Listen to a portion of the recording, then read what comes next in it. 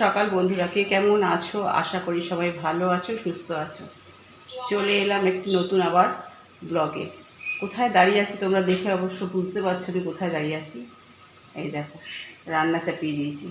আজকে কিন্তু দাদা কি রান্না করছি তোমাদের দেখাচ্ছি। এই দেখো, পেঁয়াজগুলোকে ভাজছি, আর এইখানে হচ্ছে তোমার আলু ভাজা হয়ে গেছে, আর এই যে চিকেন। সাধারণত রোববারে চিকেনটা হয় আমাদের, কিন্তু আজকে কিন্তু রোববার না, আজকে কিন্তু বারের দিন, যেটাকে আমি আর কি স্যাটারডে, যেটা আমি নাম নিই না, বুঝেছো?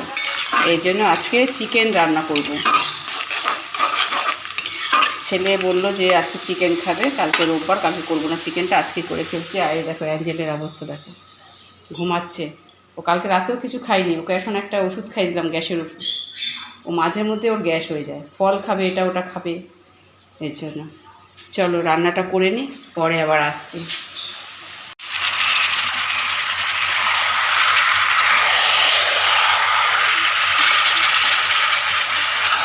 চিকেন রান্না করা শুরু করে দিয়েছি। তোমরা কারা কারা ভালো খাও চিকেন?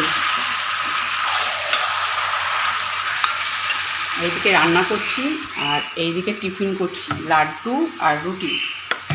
দই দেবো একটুখানি, টক দই, স্বাদটাও ভালো বাড়বে আর সফট হবে মাংসটা, এই জন্য দইটা ফেটিয়ে রেখেছি।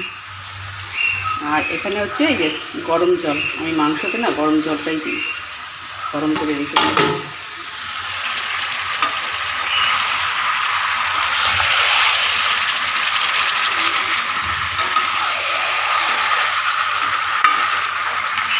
এক হাতে ফোন ধরে না নাড়া যায় না। চলো পরে আবার আসছি। তাকিয়েছিস কেন? রান্না করে স্নান করে নিয়েছি, এবার খেতে বসে গেছি। আজকে খালি চিকেনের ঝোল আর চিকেন কষা, চিকেনের ঝোল না, আর ভাত। ওই দেখো, ঠিক আছে, ওই দেখো অ্যাঞ্জলি বুড়ি